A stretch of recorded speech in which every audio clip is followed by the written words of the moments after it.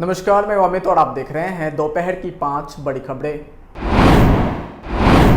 प्रधानमंत्री नरेंद्र मोदी 2 मार्च को बिहार के औरंगाबाद जिले में आएंगे। उनका कार्यक्रम फाइनल हो गया है। सांसद सुशील कुमार मोदी ने खुद प्रोग्राम से संबंधित जानकारी साझा की है। सांसद ने क्षेत्रवासियों से भी पीएम के कार्यक्रम में आने की अपील की है। सांसद ने कहा कि पीएम के हाथों को मजबूत करना है, कमल फूल खिलाना है। पीएम मोदी का यह बिहार दौरा लोकसभा चुनाव को लेकर अहम मानी जा रही है। बता दें कि एनडीए की सरकार बनने के बाद पहली बार पीएम बिहार आएंगे। पिछले महीने जेडीयू पाला बदलते हुए एनडीए में शामिल हो गई। पिछले लोकसभा चुनाव में बिहार की 40 सीटों में से एनडीए ने 39 सीटों पर कब्जा जमाया था। महागठबंधन में शामिल कांग्रेस को सिर्फ 1 सीट पर विजय मिली थी, जबकि आरजेडी का खाता भी नहीं खुला था। लोकसभा इलेक्शन 2024 के मद्देनज़र लंबे इंतजार और अटकलबाजियों के बाद शनिवार को आम आदमी पार्टी और कांग्रेस के बीच चुनावी गठबंधन की घोषणा कर दी गई है। दिल्ली में आप 4 और कांग्रेस 3 सीटों पर लड़ेगी। हरियाणा, गुजरात और गोवा में भी दोनों दल मिलकर लोकसभा चुनाव लड़ेंगे।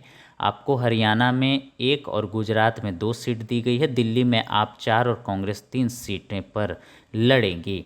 हरियाणा, गुजरात और गोवा में भी दोनों दल मिलकर लोकसभा चुनाव लड़ेंगे। आपको हरियाणा में 1 और गुजरात में 2 सीट दी गई है। लोकसभा चुनाव के पहले बंगाल में ममता बनर्जी की तृणमूल कांग्रेस ने अकेले ही सभी सीटों पर चुनाव लड़ने का ऐलान किया है। इस बीच कांग्रेस महासचिव संचार प्रभारी जयराम रमेश ने बयान दिया है कि दरअसल लोकसभा चुनाव से पहले आईएनडीए गठबंधन को एक बार फिर पटरी पर लाने की कोशिशें भी तेज हो गई हैं। टीएमसी के साथ सीट बंटवारे पर कांग्रेस महासचिव संचार प्रभारी जयराम रमेश ने कहा कि इस पर चर्चा चल रही है। हम दरवाजे टीएमसी के लिए हमेशा खुले हुए हैं। ममता बनर्जी और टीएमसी ने कहा कि वे आईएनडीए गठबंधन को मजबूत करना चाहते हैं और सबसे बड़ा मकसद बीजेपी को हराना। दोनों पार्टियों के बीच तीखी बहस होती रही है, लेकिन हम ममता बनर्जी का सम्मान करते हैं। झारखंड विधानसभा का बजट सत्र शुक्रवार को शुरू हुआ। इसकी शुरुआत से पहले पक्ष विपक्ष के बीच जबरदस्त जुबानी जंग देखने को मिली। इस दौरान कांग्रेस नेता इरफान अंसारी के बोल भी बिगड़े हुए दिखे। इरफान ने जहां भाजपा नेताओं को चेताया, तो वहीं भाजपा ने भी जवाब देने में कोई कसर नहीं छोड़ी और पुरानी बातें याद दिलाते हुए गद्दार बता दिया। कांग्रेस विधायक इरफान अंसारी के बिगड़े बोल एक बार फिर सामने आए हैं।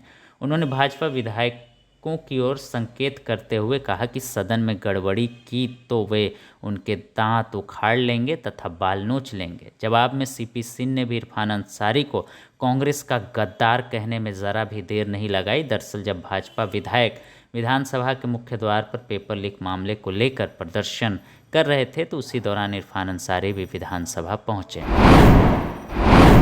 भारतीय मूल की क्रिस्टल कॉल अमेरिकी कांग्रेस का चुनाव लड़ रही हैं। राष्ट्रीय सुरक्षा विशेषज्ञ क्रिस्टल कॉल का कहना है कि अमेरिकी कांग्रेस के लिए उनका चुनाव सिख परंपरा की एकता और समुदाय को वापस देने की मजबूत भावना से प्रेरित है। क्रिस्टल कॉल ने कहा कि मैं आधी कश्मीरी पंडित और आधी सिख हूँ। मुझे दोनों सांस्कृतिक पृष्ठभूमियों पर गर्व है। अमेरिका में द्विसांस्कृतिक होना कुछ अनोखा है और कुछ ऐसा जिसे मैंने अपनाया है। उन्होंने कहा कि मुझे आज चुनाव में पहले कश्मीरी पंडित और वर्तमान में अमेरिका में कांग्रेस के लिए एकमात्र सिख महिला के रूप में खड़े होने पर गर्व है। अगर आप भी अपने दुकान, प्रतिष्ठान, school, college, coaching centre, restaurant, cafe का विज्ञापन देना चाहते हैं, वो भी किफ़ायती दर पर, तो आंखें न्यूज़ 24 लेकर आया है आपके लिए एक सुनहरा मौका। आंखें न्यूज़ 24 न्यूज़ पोर्टल की दुनिया में बिहार का सबसे उभरता हुआ चैनल, जहां बिहार झारखंड से जुड़े तमाम बड़ी खबरें देखने को मिलती है। तो देर किस बात की, आज भी जुड़े आंखें न्यूज़ 24 के साथ। संपर्क करें हमारे व्हाट्सएप नंबर 8935876430 पर। क्या आप पत्रकारिता के क्षेत्र में अपना कैरियर बनाना चाहते हैं? तो आज ही royal Ashoka institute of mass communication and journalism में अपनी जगह सुनिश्चित करें। आर्यभट्ट ज्ञान विश्वविद्यालय पटना से मान्यता प्राप्त 100% प्लेसमेंट के साथ royal Ashoka institute of mass communication and journalism नामांकन जारी है। हमारा पता है DS/16 गायत्री मंदिर के समीप, कंकड़ बाग, पटना 8,20,000। आप हमें संपर्क भी कर सकते हैं। हमारा मोबाइल नंबर है 9955 456126।